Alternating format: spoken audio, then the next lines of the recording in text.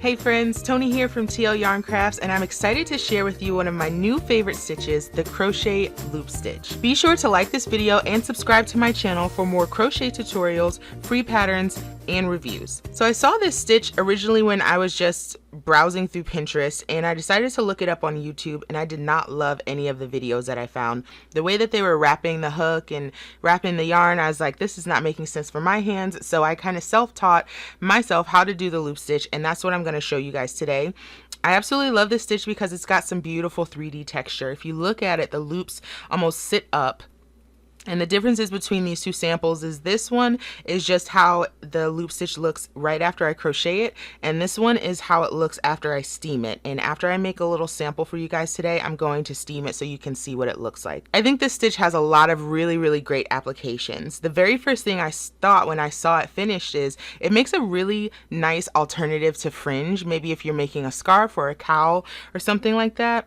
I think too it would be really great for any kind of like home decor items, so especially after it's steamed, I think it would look great in a wall hanging, and then before steaming, I think it would be awesome as like all over texture on a pillow. The only thing I would suggest if you're planning to use a loop stitch is do not use it on anything that you're going to be giving to a baby, because you don't want little hands and toes getting stuck in these loops. Let's grab our materials and get started with the loop stitch.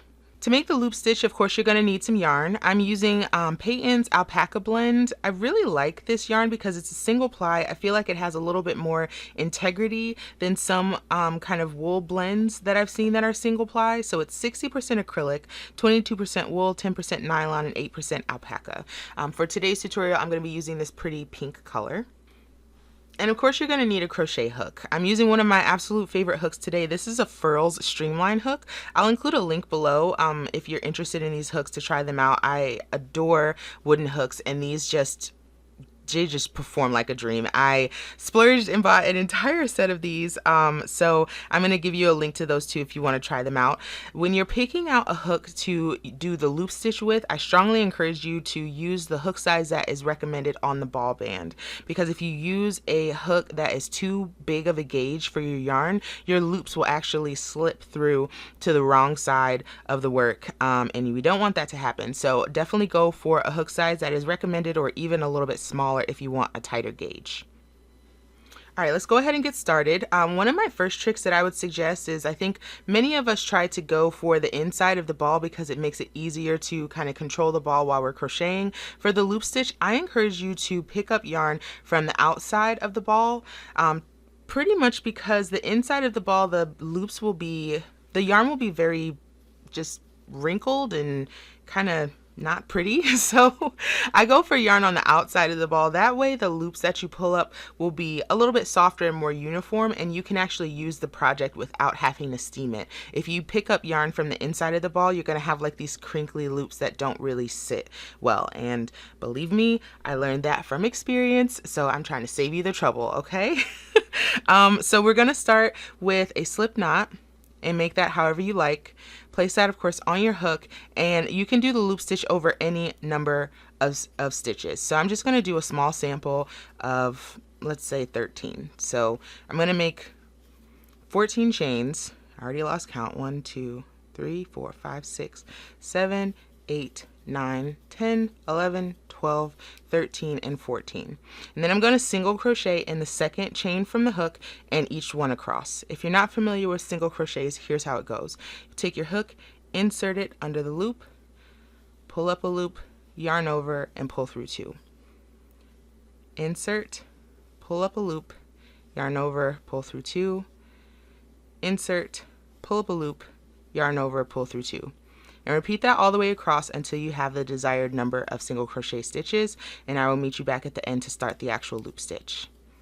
Okay, so here we are at the end. So to start our loop stitch, we're going to chain 1 and turn. So the magic of the loop stitch is that it's all in the tension. It's in the way that you hold your yarn. That is what is going to determine how big or small your loops are going to be.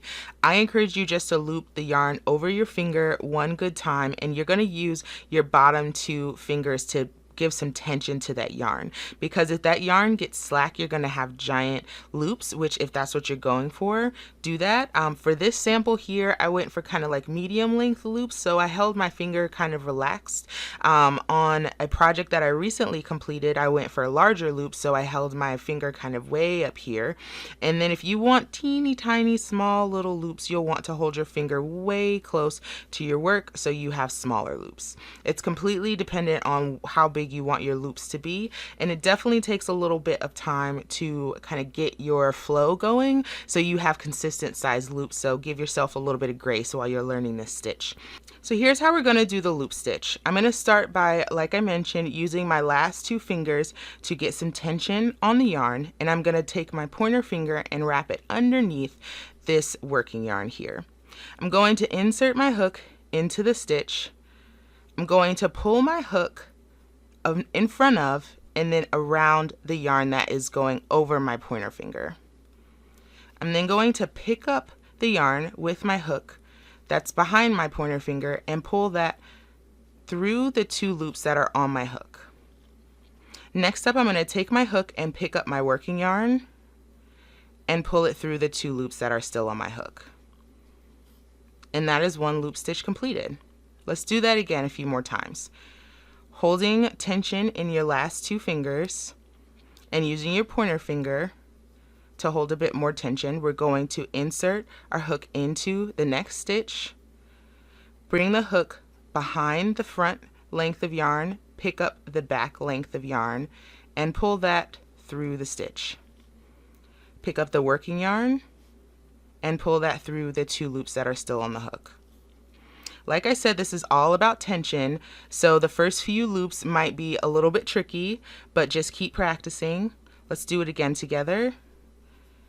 Insert. We're going to go around and pick up the back loop. Pull that through. Now we have two loops on our hook. Pick up the working yarn and pull that through. Drop that loop off your first finger and reset. Insert the hook into the stitch. We're going to go around the back, pick up the loop, pull it through, pick up the working yarn, and pull that through the last two on the hook. Again, insert your hook into the stitch.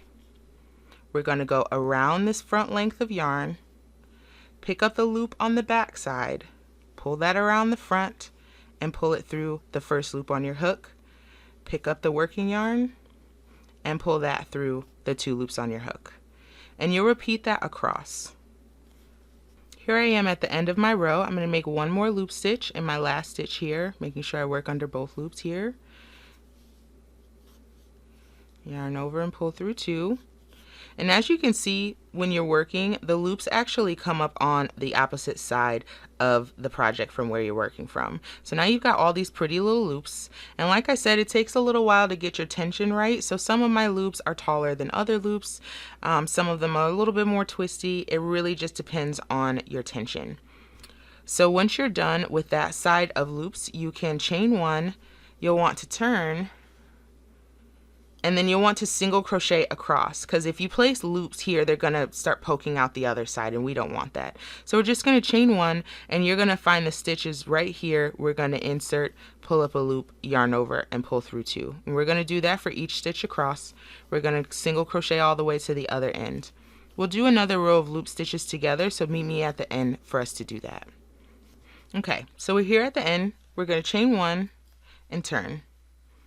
Still working under those same two loops of the single crochet, we're going to reset our hands as is comfortable for making the loop stitch.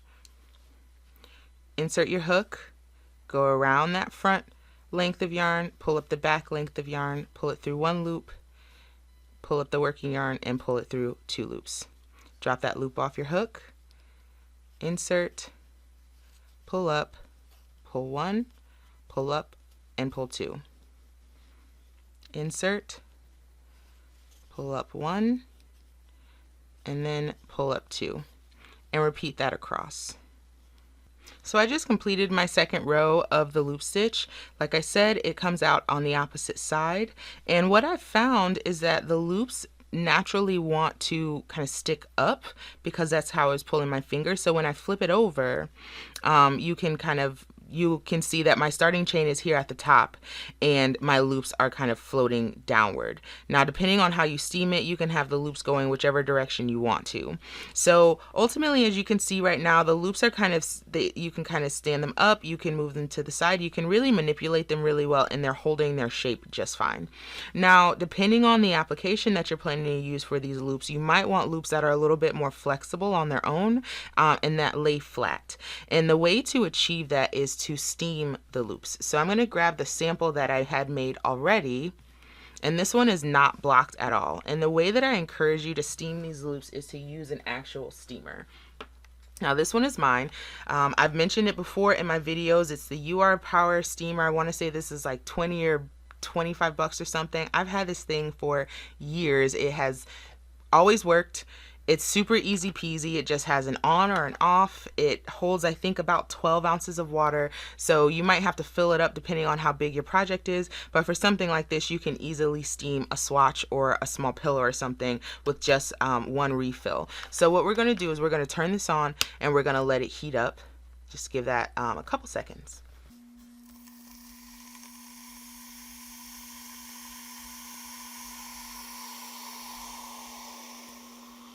Okay, so my steamer is getting hot now. You can tell because the steam's coming out. I'm not sure if you can see that.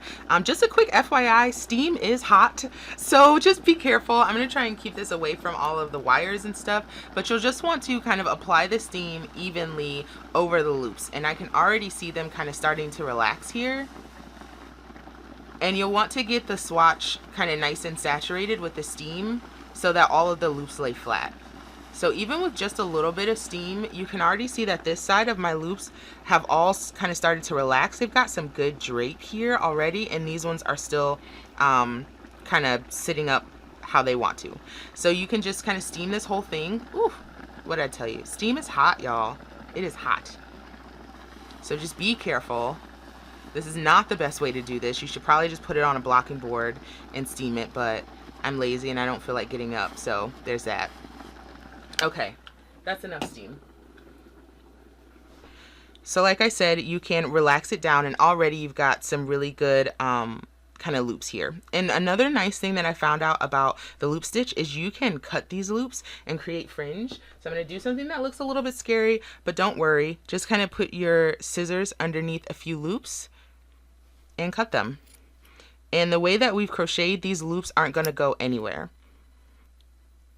That fringe is nice and stuck, so I can pull on that, no problem, and you can create fringe. So even if you don't want the loops to be an alternative to fringe, you just want an easier way to make fringe instead of having to cut like 60 million loops of yarn, you can just make fringe like this. And who can make such streamline fringe this short with their own two hands? Definitely not me. So I hope you like this tutorial. Stick around for a quick announcement about a fun free project that you might want to try. If you enjoyed this tutorial, I really think you'll love my brand new design, the Cara Scarf. This wrap starts from one end, steadily increases to the middle, and decreases as you make your way to the other end. It's finished off with not one, not two, but 3 rows of crochet loops. Make it with this gorgeous Anya yarn from Lion Brand's LB collection for a truly luxurious crochet experience. Find the crochet instructions free on my blog, TLYCblog.com, or get a low-cost printable version from my shop, TLYarncrafts.com. Don't forget to give this video a thumbs up and subscribe to my channel. Until next time, I'm Tony, and thanks for crocheting with me.